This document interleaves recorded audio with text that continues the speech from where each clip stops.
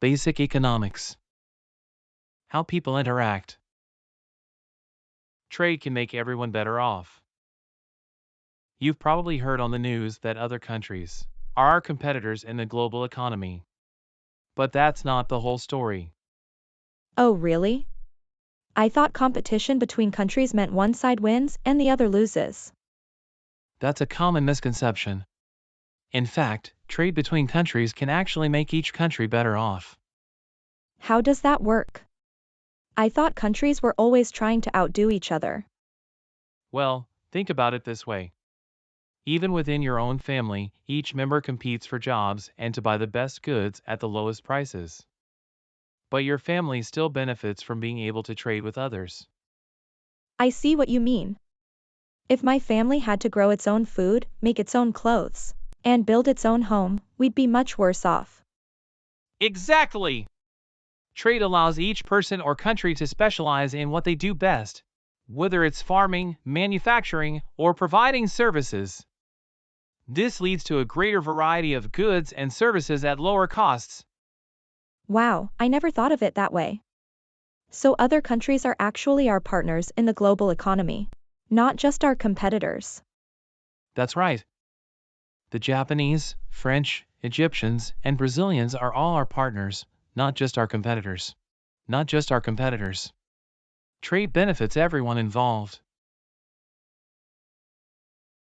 Markets are usually a good way to organize economic activity. Did you know that the collapse of communism in the Soviet Union and Eastern Europe was one of the most significant changes in the world in the past 50 years? No, I didn't know that. Can you tell me more about it? Absolutely. Communist countries believed that central planners in the government were best suited to guide economic activity. They decided what goods and services were produced, how much, and who produced and consumed them. Wow, that's very different from how our economy works. How did that work out for them? Not very well, actually.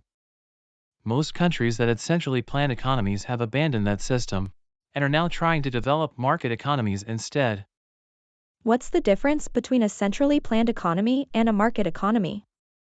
In a market economy, the decisions of a central planner are replaced by the decisions of millions of firms and households. Firms decide what to produce and who to hire, while households decide where to work and what to buy. That sounds much more decentralized. Why has the market economy proven to be more successful? Despite the lack of a central planner, market economies have been remarkably successful in promoting overall economic well-being. Economist Adam Smith called this the invisible hand that guides economic activity. The invisible hand? Can you explain that concept a bit more? Absolutely. Prices reflect the value of a good to society and the cost of producing it.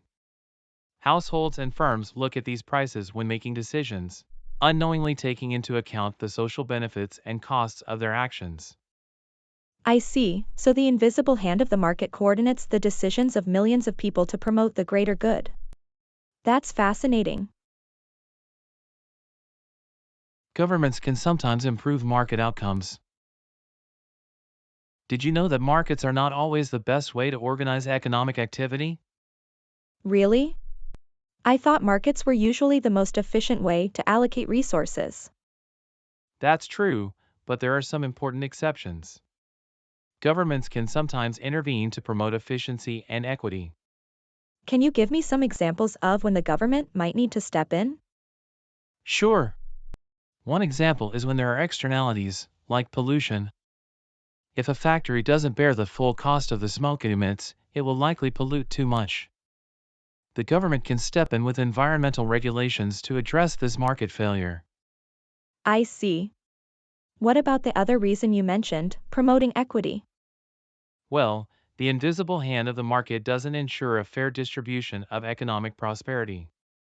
For example, the world's best basketball player earns more than the world's best chess player, simply because people are willing to pay more to watch basketball. That makes sense.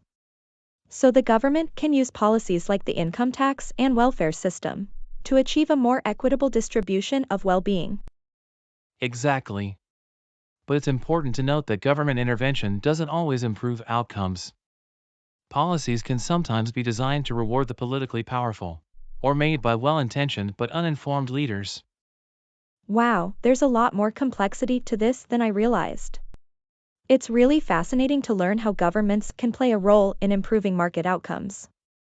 I'm glad you find it interesting. Economics is all about understanding the nuances and exceptions to the general rules.